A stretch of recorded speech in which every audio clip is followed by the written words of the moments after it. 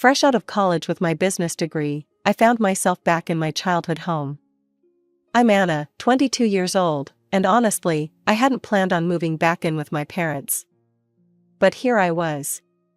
The job hunt didn't take long, thankfully. Within a week, I landed a position at Davidson Marketing with a pretty decent salary and promising performance bonuses. That evening over Mom's meatloaf, I shared my good news. I figured I'd stay here for about 3 months, save up some money, and then get my own apartment. The clinking of forks against plates stopped abruptly. Mom and Dad exchanged one of their looks, the kind that always meant trouble. Moving out? Mom set down her fork. Anna, you know I can only work part-time at the library because of my back problems. Dad cleared his throat. And things aren't great at the plant. There've been rumors of layoffs. We could really use your help with the bills, Mom added softly. And you wouldn't have to pay rent here. It just makes more sense, doesn't it? I stared at my half-eaten meatloaf, feeling trapped. They had a point, sort of. And they were my parents, after all. I guess I could stay longer. Life fell into a routine after that. I went to work, came home, paid the bills, and Mom made sure dinner was always on the table. It seemed okay, manageable even. Until last weekend, when my sister Sarah showed up with her husband Mike and their kids, Emma and Lucas. The change in my parents was like someone had flipped a switch. "Oh, my precious angels," Mom cooed, scooping up 4-year-old Emma while Dad swung Lucas onto his shoulders. "Sarah, darling, you look wonderful. How's everything going? Tell us all about what you've been up to." I stood in the doorway, watching as my parents fawned over their eldest daughter and her perfect little family. The way they hung on her every word, asking for details about the most mundane things, how her garden was doing, what new words Lucas had learned, how her book club was going. They'd never shown that kind of interest in my life, not even when I made Dean's List or won the business school's leadership award. "Anna, be a dear and put on some coffee," Mom called over her shoulder, not even looking my way as she bounced Lucas on her knee. Standing in the kitchen that day, listening to my family's laughter from the living room, I couldn't help but think back to how things had always been this way. Sarah, 7 years my senior, had always been the star of our family show, while I was relegated to the role of supporting cast. I remember sitting at this same kitchen table when I was 11, showing Mom my straight-A report card. She barely glanced at it before returning to her conversation with Sarah about college applications. "That's nice, Anna," she'd said absently, waving me away. "Sarah, honey, which universities are your top choices?" Those years were all about Sarah's high school achievements. Every dinner conversation revolved around her grades, her extracurriculars, her college prep. I'd sit there quietly eating my peas while Mom and Dad hung on Sarah's every word about her AP classes and college tours. Everything changed even more dramatically when Sarah got accepted to Brighton University. I was 11 at the time, and I still remember that dinner conversation like it was yesterday. "We're so proud of you, sweetheart," Mom had exclaimed, tears in her eyes. "We'll make it work, won't we, Robert?" Dad nodded solemnly. "We'll take out a student loan. Our Sarah deserves the best education possible." A week after Sarah left for college, they sat me down for a different kind of talk. "Anna," Dad said, his voice serious, "we need to tighten our belts for a while. The loan payments and Sarah's college expenses are significant." That's when things really changed. While my classmates got new phones every year, I kept my old flip phone until it literally fell apart. When I needed new clothes, we went to thrift stores instead of the mall. Christmas gifts became practical items like socks and school supplies. But they never forgot to send Sarah money. "Your sister needs to focus on her studies," Mom would say as she wrote another check. "We can't let her feel stressed about money." I learned my lesson early. At 15, I joined every club and academic competition I could find. I stayed up late studying, not just for good grades, but for perfect ones. I wrote essays for scholarship competitions until my hands cramped. Because I knew that there would be no student loans for me. It paid off. I got a full scholarship to state university, and I still remember the look of relief on my parents' faces when I told them. They wouldn't have to spend a dime on my education. Meanwhile, Sarah graduated, got a job in Brighton, and quickly married Mike, her college sweetheart. Within 2 years, she had Emma, and Lucas followed shortly after.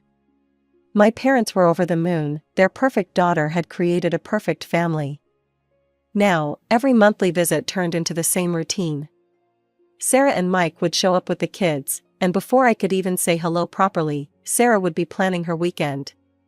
"Anna, you'll watch Emma and Lucas while we go shopping, right?" she'd say, not really asking. Mike and I hardly get any alone time these days. The first few times, I tried to suggest that our parents could watch them instead. "Oh, honey," Mom would say, rubbing her back. "You know it's hard for me to keep up with young children. And your father needs his rest on weekends." So here I was, spending yet another Saturday watching Frozen for the 100th time with Emma, while Lucas tried to color on my bedroom walls. Sarah and Mike were off having lunch with friends, and our parents were puttering around the garden, occasionally peeking in to ask if I needed anything, as if they were doing me a favor. I tried to console myself with the thought that it was just one weekend a month. Just one weekend of being the free, reliable babysitter while everyone else lived their lives.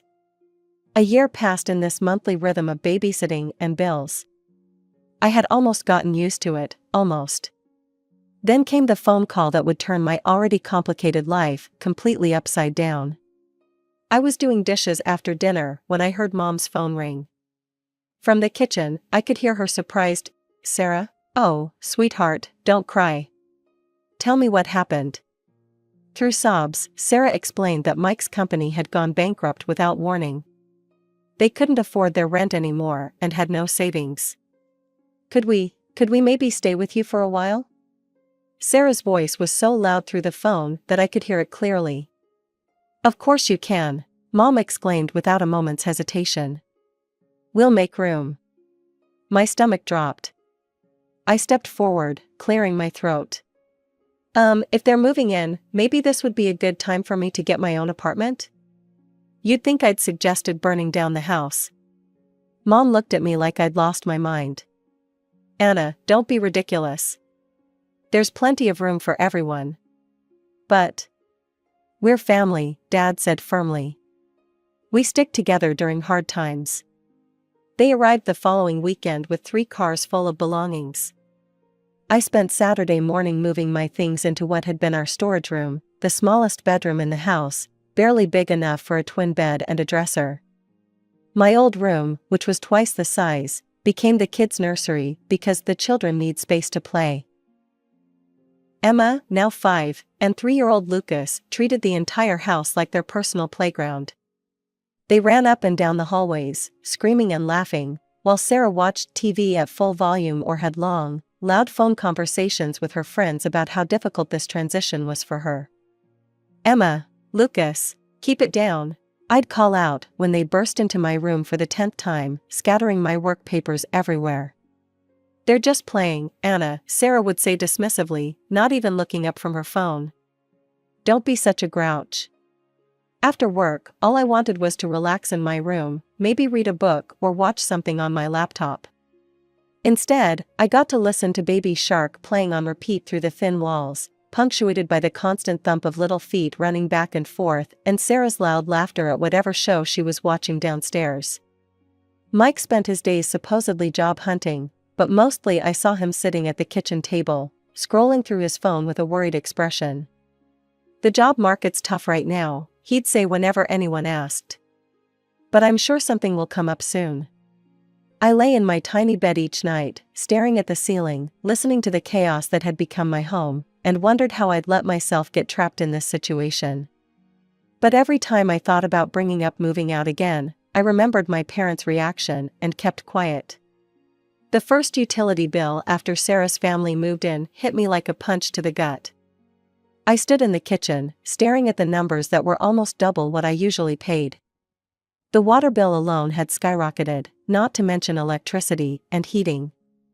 Looking at my bank account, I realized that my dreams of saving for my own place were quickly evaporating. That evening at dinner, I decided to bring it up. So, about the utility bills. I started, pushing my peas around the plate. They've doubled since last month. I can't keep covering all the bills by myself anymore. It's taking almost my entire salary.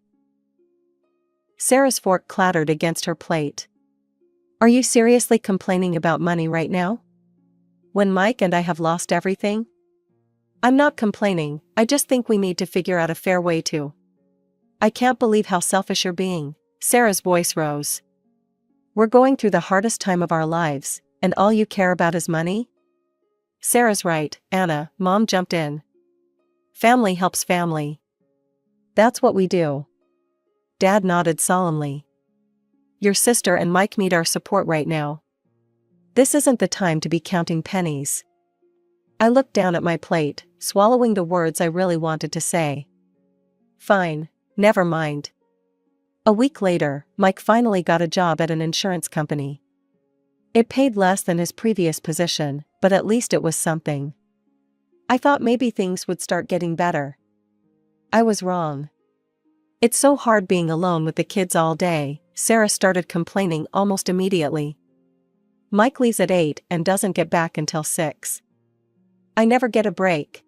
Then it started. Small requests at first. Anna, could you watch the kids for an hour while I run to the store?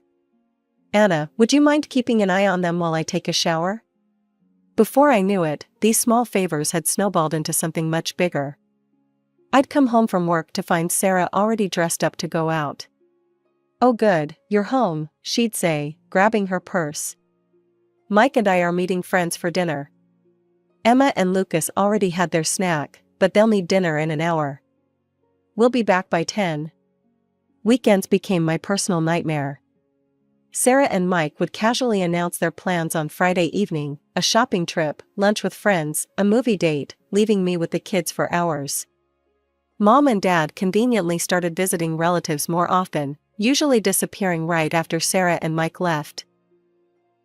So there I'd be, weekend after weekend, trying to keep Emma from drawing on the walls while Lucas had another tantrum because I cut his sandwich the wrong way. I'd spend my Saturdays cleaning up toys, making mac and cheese, and watching endless repeats of children's movies.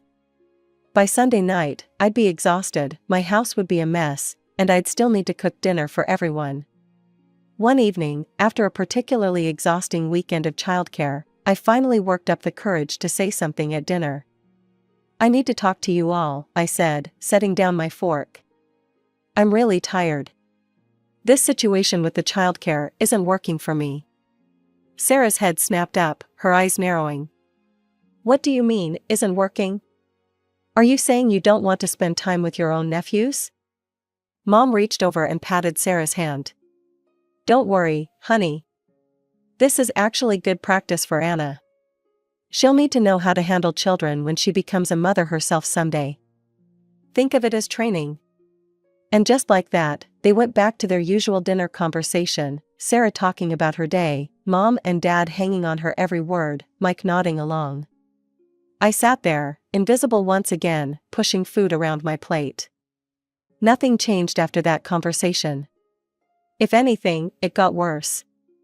Sarah and Mike seemed to take my complaint as a challenge, finding even more reasons to go out. They'd be waiting by the door when I got home from work, car keys in hand. We're meeting friends at that new restaurant downtown, they'd say, already halfway out the door. Kids have had their snack. Thanks, Anna. Weekends became something I dreaded. I'd wake up on Saturday mornings with a knot in my stomach, knowing I'd spend the next 2 days watching Paw Patrol and mediating sibling fights while Sarah and Mike lived their best lives. Then came a Wednesday that changed everything. I was at my desk at work, trying to focus on a marketing report despite my exhaustion, when my friend Rachel stopped by my cubicle. Hey, want to do something fun this weekend? She asked, perching on the edge of my desk. A bunch of us are going to the Pine Ridge Ski Resort. Just a quick weekend getaway, leave Saturday morning, come back Sunday night. The slopes are supposed to be perfect right now. For the first time in months, I felt a spark of excitement. Friday evening, I was in my tiny bedroom packing my duffel bag, actually feeling happy about an upcoming weekend for once. I had just folded my warmest sweater when Sarah appeared in my doorway. "What are you doing?" she asked, eyeing my half-packed bag. "Packing for a ski trip," I replied, rolling up my thermal socks. "Going to Pine Ridge with some friends from work." Sarah's face darkened. "You need to cancel." I looked up, startled by her tone. "What? Why would I do that?" "Because," she said, crossing her arms, "Mike and I are going to Aunt Linda's 60th birthday party in Millbrook this weekend. Mom and Dad are coming too. You need to stay here with Emma and Lucas." I couldn't help but laugh, actually laugh out loud, at the sheer audacity of it all. "You're joking, right?" I said, continuing to fold my ski pants. "You can't seriously expect me to cancel my plans because you didn't bother to tell me about yours." Sarah's face turned red. "This isn't funny, Anna. You're being completely unreasonable." "No, what's unreasonable is assuming I'll drop everything at a moment's notice to be your personal babysitter. Again." Sarah's mouth fell open. She stood there for a moment, sputtering, before turning on her heel and storming out of my room. "Mom, Dad, Mike," I could hear her shouting down the hallway. "You won't believe what Anna's doing." I kept packing, my hands shaking slightly with anger. The thundering of footsteps announced the arrival of the cavalry. My tiny room suddenly felt even smaller as Sarah, Mike, and my parents crowded in. Mom's face was already set in that disappointed expression I knew so well. "What's this about you going skiing?" she demanded, hands on her hips. "Exactly what it sounds like," I replied, zipping up my duffel bag. "I'm going to Pine Ridge Resort with my friends for the weekend." "But you can't," Sarah exclaimed. "We have Aunt Linda's party." "No, you have Aunt Linda's party," I corrected her. I stopped what I was doing and turned to face them all. Why am I just hearing about this party now? Why wasn't I included in any of the planning? Mom hesitated, looking uncomfortable for the first time. Sarah jumped in, her voice dripping with condescension. "We all discussed it and decided this would work best for everyone. We go to the party, you watch the kids. It's the most logical arrangement." "You all discussed it?" I repeated slowly. "Without me? And decided what I would be doing with my weekend? How convenient." "Well, you can't exactly bring small children to a sophisticated party," Sarah sniffed. "Aunt Linda specifically said no kids." I shouldered my duffel bag. "Sounds like a you problem." "They're your kids, Sarah. Figure it out." "What's that supposed to mean?" Mike finally spoke up, frowning. "It means exactly what it sounds like. I have plans. I'm going skiing. Your children are your responsibility, not mine. If you can't bring them to the party, either don't go or hire a babysitter." "A babysitter?" Sarah screeched. "With what money?" Again, not my problem. I turned to face them all, suddenly feeling stronger than I had in months, maybe years. "Let me make this perfectly clear, I am going skiing tomorrow. I am done being your free, convenient babysitter. I'm done having my weekends hijacked, my plans ignored, and my life treated like it doesn't matter. If you need childcare, Sarah, that's your responsibility as a parent. Stop assuming I'll always be there to pick up your slack." The silence that followed was deafening. They all stared at me as if I'd suddenly started speaking in tongues. Sarah's mouth opened and closed like a fish out of water. Mom looked like she'd been slapped. Dad seemed to be trying to disappear into the doorframe. And Mike, well, Mike just stood there with that same confused expression he'd been wearing since his company went bankrupt. The moment of shocked silence didn't last long. Sarah's face crumpled, and she burst into theatrical sobs, covering her face with her hands. Mike muttered something that sounded distinctly like "ungrateful bitch" under his breath. "How dare you?" Mom's voice rose. "After everything we've done for you. You're being completely irresponsible." "Selfish," Dad chimed in, shaking his head. "Absolutely selfish." I stood there, my duffel bag still over my shoulder, watching my family turn into a Greek chorus of accusations. The words washed over me: selfish, ungrateful, inconsiderate, immature, each one meant to cut deep, to put me back in my place. Then Mom delivered what she clearly thought would be the knockout blow: if you walk out that door tomorrow, don't bother coming back to this house. To everyone's surprise, I burst out laughing. Not a nervous giggle, but a full, genuine laugh. They all stared at me as if I'd lost my mind. "You know what's funny?" I said, wiping tears from my eyes. "I'd been dreaming about moving out of this house for months. I just didn't have the courage to do it. But here you are, giving me the perfect excuse. So thank you, Mom." "Get out," Sarah shrieked, her fake sobs forgotten in her rage. "Just get out." Gladly, I pulled out my phone and dialed Rachel's number, putting it on speaker just to make a point. "Hey, Rach? Sorry to call so late, but is that offer to crash at your place still good? Not just for after skiing, but maybe for a few days?" "Of course," Rachel's cheerful voice filled the room. "I have a spare room. Want to come over now?" "That would be perfect. I'll be there in 20 minutes.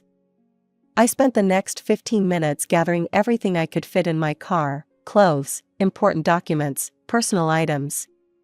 They watched from various doorways as I made trips up and down the stairs, as if they couldn't quite believe I was really doing it. When I had loaded the last box, I walked into the living room where they had all gathered. "Oh, one more thing," I said, my voice steady. "Since I won't be living here anymore, I won't be paying any of the bills either. You'll need to figure out how to support yourselves." Mom's face went pale. But the utilities, the groceries." "Not my problem anymore," I said, echoing my words from earlier. I turned and walked out the front door, ignoring Mom's suddenly panicked calls behind me. The drive to Rachel's place was a blur of adrenaline and relief. My phone kept lighting up with calls and messages, angry texts from Sarah, guilt-tripping novels from Mom, stern disappointments from Dad. I ignored them all.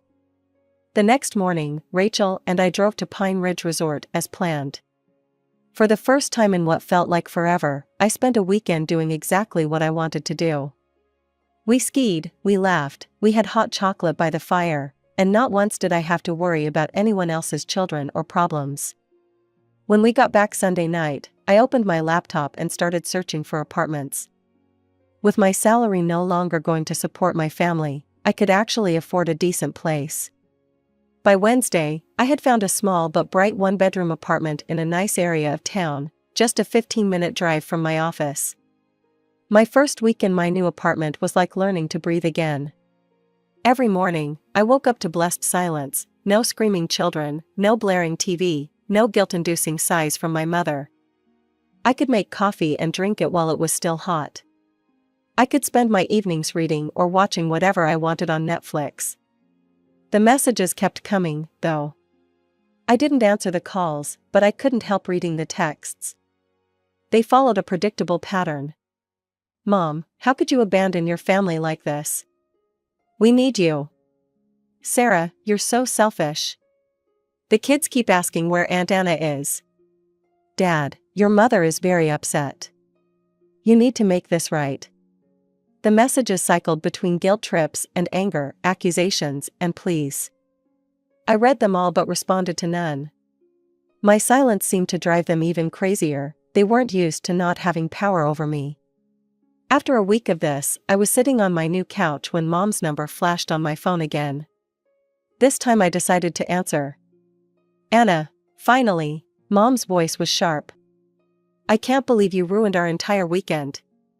Aunt Linda's party was completely disrupted because of your selfish behavior. Sarah and Mike couldn't come because you refused to watch the children, and..." "Stop." My voice was quiet but firm. "Just stop. I'm done with this, Mom. I'm done being treated like a servant in my own home. I'm done being expected to sacrifice everything, my time, my money, my life, for everyone else's convenience. I'm done being the family ATM and free babysitter while being treated like I don't matter." There was a long pause on the other end. When Mom spoke again, her voice had changed to that wheedling tone I knew so well. "Honey, I know things haven't been perfect, but we're family. We need you. The bills this month, we're struggling without your help." "No, Mom. I'm done. Maybe someday we can have a relationship again, but it will be on equal terms. No more manipulation, no more guilt trips, no more treating me like a walking wallet or free childcare service. Until then, I need space to live my own life." I hung up and immediately blocked her number. Then I went through my phone and blocked them all: Mom, Dad, Sarah, even Mike. I blocked them on social media too. It felt both terrifying and liberating, like cutting anchor lines I hadn't even realized were holding me down.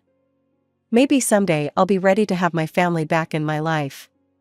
Maybe, with enough time and distance, we can build something new, something healthier, with boundaries and respect. Or maybe we won't. Either way, I'm done sacrificing my own happiness and well-being to meet their endless demands.